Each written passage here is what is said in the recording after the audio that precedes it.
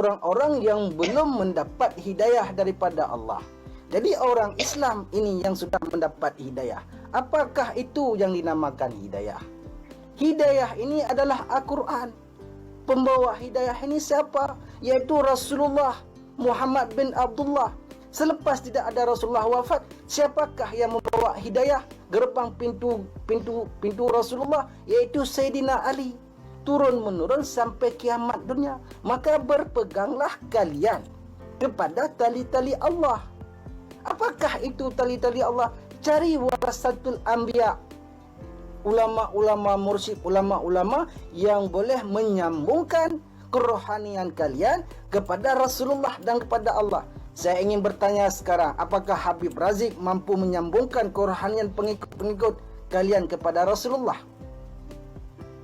Menyambungkan kerohanian kepada Rasulullah dan kepada Allah. Sedangkan Habib Razik bukan warasatul anbiya. Dia seorang pendakwah. Silahkan berdakwah di Jakarta, bukan ke Aceh. Jadi jangan banyak sangat organisasi berpecah belah umat disebabkan banyak sangat organisasi. Jadi saya ingin menghimbaukan kepada seluruh bangsa Aceh. Adakah kalian ingin mengikuti selain di akhir zaman ini sudah akhir zaman? Apakah kalian ingin mengikuti ulama-ulama lain ataupun kalian ingin mengikuti wasiat-wasiat yang sudah diwasiatkan oleh ulama sufi Aceh seperti Abu Ya Mudawali, Abu Kurung Kale, Abu Ibrahim Waila.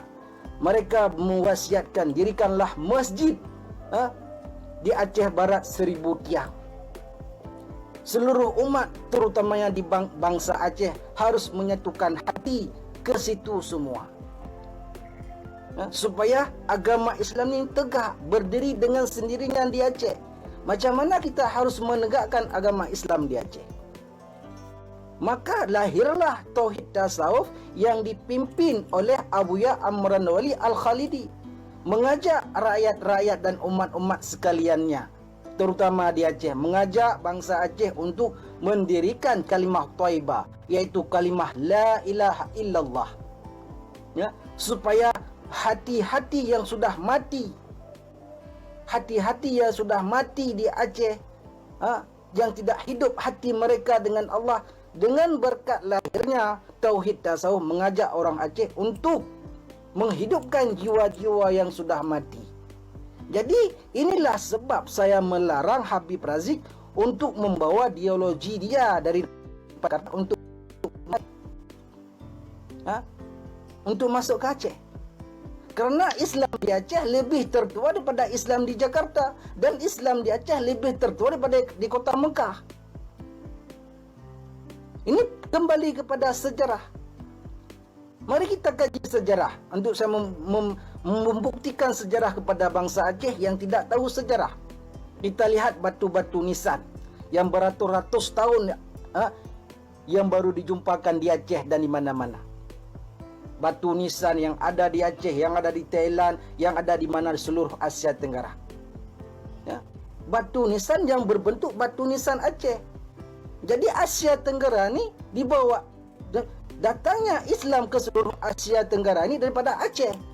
Inilah sebab saya melarang, walaupun Habib Razik membawa kebenaran, tidak boleh campur aduk, karena di Aceh masih lagi ada ulama.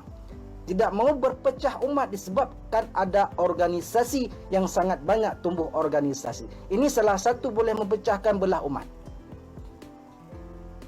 Kalau di antara kalian tidak paham, silahkan kaji sejarah.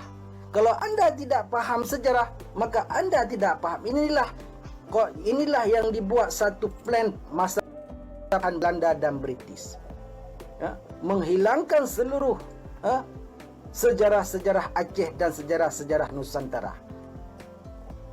British pernah menjajah Indonesia dan Aceh, Belanda pernah menjajah Aceh, Jepun pernah menjajah Aceh. Mereka menghilangkan semua prosedur sejarah di Aceh, sampai orang Aceh tidak tahu sejarah. Orang Aceh yang tahu sejarah, sejarah Tunku Hasan Tiro, sejarah gerakan Aceh Merdeka. Ini bukan sejarah. Kita orang Aceh, orang Islam, wajib memahami sejarah, termaksud sejarah Sultan Zulkarnain di atas gunung Selawah Agam dan Selawah Inam, tempat bermuzakarah, dan rincung Sultan Zulkarnain yang dipacak di atas gunung Selawah Inam dan Selawah Agam. Jadi Islam di Aceh bukan mula datang Islam daripada zaman Rasulullah. Sebelum zaman Rasulullah di Aceh sudah beragama Islam. Sudah beragama Islam dan terbukti dalam sejarah. Untuk memberi kemerdekaan Indonesia, berapa banyak emas di Monas dan lain-lain daripada ulama-ulama sufi Aceh untuk membantu kedaulatan Indonesia. Dan termasuk membantu kedaulatan kota Mekah masa zaman terdahulu. Dan masih terbukti di kota Mekah masih ada harta-harta daripada Aceh, harta-harta Habib Buga. Dan kota Mekah siapa yang bina?